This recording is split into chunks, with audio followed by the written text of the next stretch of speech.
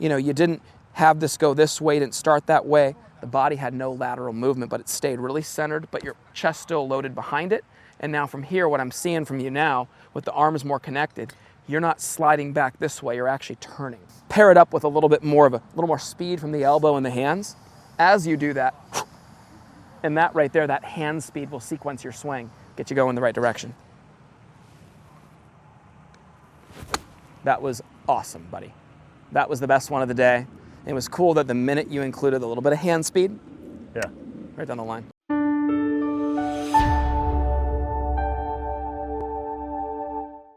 He's one of my best buddies. I just, man, it's great seeing you, bud. So here's the big thing. Let's get right into it. Setup-wise, I'm big on the setup. I'm big on making sure that... See him already over to the right. Yeah, exactly. Let's look at the lower body. And on the right, we have another middle-aged gentleman, Mark Hensby. Slightly more... Mark's a good golfer. But you can notice, look at the right leg, much more braced. Look at his lead leg, much more posted up. So, when you look at yours, the weight's preset back on that right foot. Now, what's interesting about that is, you think, what is the golfer going to do? Okay, here we go. Well, you start moving around a little bit. Are you going to sway more as a result, or are you going to spin your hips? And really, you stay still. Here's the thing, though. There's really nothing to push off there because so much of that weight is on the flat of that foot or on the outside of it. Or when you look at Mark over here, he maintains that brace. Yeah. And as a result, much more pressure is going to build to the inside of that leg. So one of the things I want you to understand here, I used to talk about it a lot back 8 years ago, the hip bump, right? Wasn't that good of a golfer when it first but dude, you got pretty good. Hit the hip bump. Yeah. Have it fine-tuned now. It's not just a bump left. It's a bump left and back, more at a 45-degree angle. And what that does, watch this. When I go up and back, it really posts up my trail leg where my femur's more on top of my foot, like a metal pole is going down it. But what it did, and I want you to remember this, the minute that you change the angle of the pelvis, your spine angle is perpendicular to your pelvis, and this is the key to turning properly in the backswing and then pushing off properly on the way through. The minute that goes up and back and I have the brace, the post, I create the spine angle to be able to turn behind the ball into the brace. And here's the cool thing. I now have that pressure loaded in the right spot to be able to push off the brace around the post. And that right there is going to be really helpful for you. So get rid of the whole sliding thing. That's exactly right. So the biggest thing, and when I think about our swing in the past, we never had, Gabe, can you see this all right? Mm-hmm. Okay. So when you look at the structure of the lower body here, and you see his much more braced, you see he's much closer to the outside of his left foot than you are, meaning like right where the ankle is. You can look where you are here, and you're a little farther distance away from that. And what that means is, guess what you're going to have to do? You're going to obviously have to shift that lower body back. Yep. Watch how sharp my angles are here when I do this. Boom. See how I'm not like nothing's twisting. I'm just keeping the knees straight, keeping them in line with each other, just really feeling that. Good right there, buddy. There you go. Let's come around the front here, Gabe. Check it out. Got the thing up and running again? Yeah. Nice. So here's the big thing. We're talking with Brian about this. This is the game plan today. We're going to take away the reason to slide, which then every inch of sway takes rotation away. And whenever you're not rotating, your hands take over. And that's where we can lose that game. Exactly. So big thing. Every inch of sway takes rotation away. Starts in the setup. The post, the brace, pressure on the inside already built, right? So here's the big thing. Now you're turning around that spine angle that you create because your hips and your spine are perpendicular to one another. Boom, right into that instep. And the great thing about it is now there's no reason, because we didn't lose our anchor point. We didn't lose the anchor point. If I'm here, I never had the anchor point to begin with. So I'm here, and I'm going to try to post up. And that posting up just kills the body's turn. So now that I have the post, the brace, boom, I can rotate right around it, around that left side, right around the post. So what I want you doing to get this down, you get the setup, you turn the chest over the inside of the foot, which I know you got down. I already saw you do that when you were rehearsing it. Get that elbow in that loaded position right here that you and I always used to work on, right? Yep. And then from there, buddy, here's the key. as you push from the inside, every single one of our viewers can do this, by the way. As you push from the inside of your right foot, trail foot, you're clearing your hips that way. Look at this. Look at my elbow. I'm just pulling that thing right through. And watch as I open up. Boom. Boom. There's no place for my elbow to do the chicken wing that I was doing before either. Seriously, I mean, this elbow would, if I pull back like this, I'm already done, up here. Done. Yeah. Now you can turn better because of the fact you get that little bit more posted. Turn. Yeah. All right. Is there a ball? Yeah, let's go for it. Let's go for those 3/4 swings though, okay? Yep. Maybe can you pause a couple for me, get them maybe right that chest high there, and then we'll So see if we can, see if we can work from there, buddy. Is that the position? Yes, it is. That's better, bud. Ooh. Well, maybe we're on to something here. Hey, big thing though, big thing right away. He brought up something when you were changing that battery out, Gabe. He brought up something that was really important. He said, God, I just feel like I can't get that elbow, like, right by my, right in the right spot. Well, whenever the body, you guys, has to make that jump forward to post up, this isn't going to always move with that, right? It gets left behind. And that's where it stays off to the side of the body. You watch that video with Hensby, right? And it was just so loaded in here. And it's because everything's staying in front of his rotation, as opposed to the body laterally beating the arms, and that exactly. And then what happens as a result? We then are here. Let's stand up, straighten up, and wait for that club to catch up.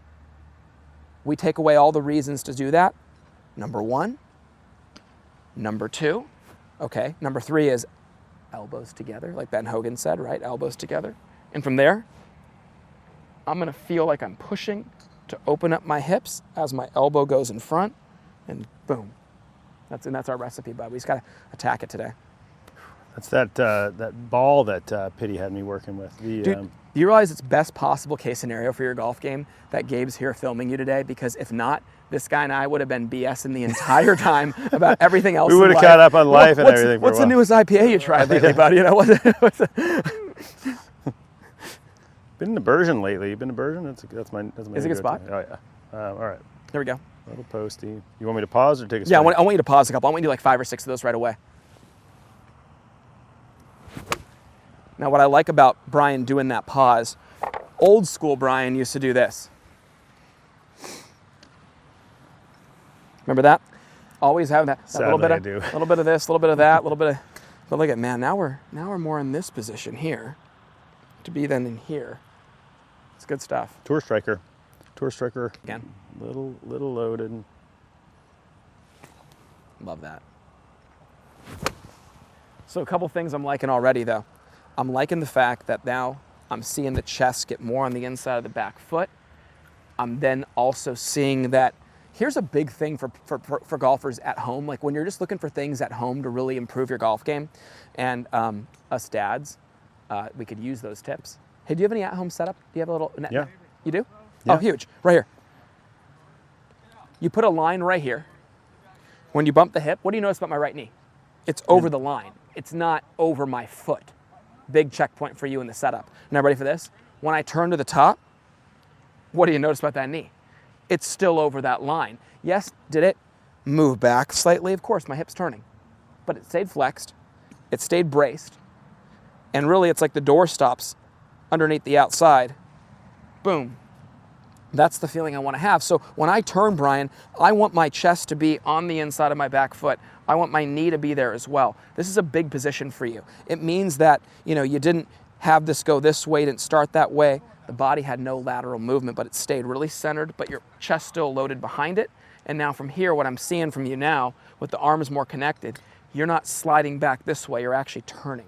So the reason why that ball is going right on you a little bit when you do the drill, you're rotating, but the club just stays a little behind you, and then it just goes right. So what you need to feel now, pair it up with a little more speed from the elbow and the hands. As you do that, and that right there, that hand speed will sequence your swing, get you going in the right direction. That pause is an awkward feeling. Super awkward. A little conversation with myself before I pull my hands down. Yeah. Hey, Chris. How you doing, buddy? Little bump. One more pause. That was awesome, buddy. That was the best one of the day. It was cool that the minute you included a little bit of hand speed, Yeah. right down the line. Straight, and didn't go snapping left, which is the, all right, same move, little bump, get centered.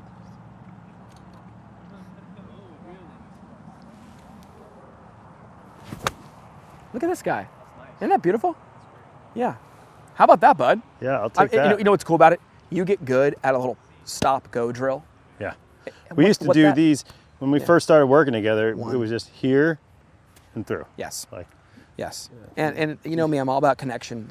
It's a way that can guarantee connection for you, and it really helps your hands and body move to the top together. But here's the big thing.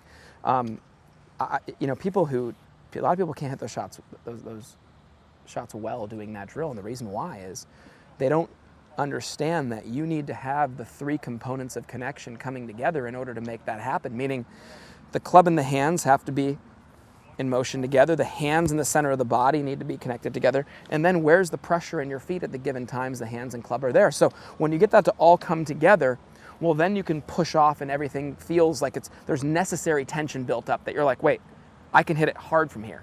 But a lot of times it feels like there's slack in that bow and arrow at the top for people because they just don't have everything back there together. Yeah. So a lot of times that drill it's a go-to for me because I feel like if you can nail that, all you're doing in your swing is you're just trying to get to the same spot. The visual with the line that you were showing is super helpful. Like I could even do that with an alignment stick, just kind of keep it here. That's exactly right, like right here. So I don't go outside of it. Here, bud. Huh, right. Just put that on the inside of the foot. No Porzak logo on this thing yet? You know? You showed them the nice ones. Oh man, I did get the wooden ones? I got some nice wooden ones that here. I'll put it back like this. Right here. I so badly want wooden ones, but it falls in the category of it's like I want new wheels for my Tacoma, but it's totally aesthetic. Like there's no performance increase. Exactly. Like I could go spend the money on a $75 piece of wood, or I could have my $7 stick. $90 piece of wood for me. I got 2 pieces of wood for it though. That was nice. It was hickory. But the thing was, I sat there with this guy. We were talking about our subscription that we have coming. We got like a 10 video masterclass coming out. Cool. And it's going to be just awesome. And then Cody, our trainer, is going to be doing the 10 video masterclass for the golf fitness. Yeah. We're going to combine them together, get them ready before the holidays. It's going to be awesome. He's a TPI certified guy, yeah, right? He's. I mean, at this point, dude. At this point, and I'm going to be honest with you. I think TPI needs to come get CS1 Fit certified. I mean, the guy is a legend, you know, because here's the thing. One thing you can't teach, you can't always teach personality, and you can't teach when there's somebody around you that just pulls it out of you and makes you better. You can have somebody else next to me teaching the exact same thing I'm teaching, and that person might not get anything out of the person in front of them compared to what somebody else could, right?